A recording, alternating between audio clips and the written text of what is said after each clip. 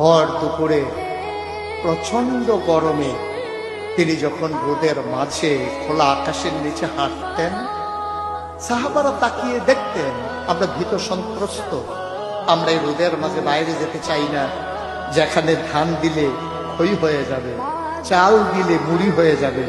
প্রচন্ড গরমের মাঝে তিনি হাঁটেন কেমনে? অবাক বিশ্ব উপরের দিকে তাকিয়ে দেখতেন নবী হেঁটে যায় আর নবীর মাথার উপরে একটা মেঘের টুকরা ছায়া হয়ে হয়ে পাশে পাশে যায়।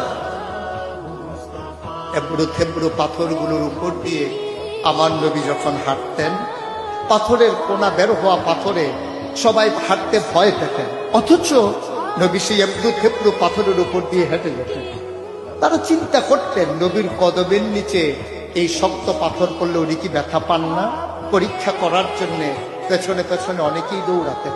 দৌড়ে দৌড়ে নবীর কদম মুবারকের নিচে যে পাথর পড়ে গিয়েছিল ওরা হাতে তুলে দেখতেন নবীর কদমের সম্মানে শক্ত পাথর তুলার মতো নরম হয়ে গেছে।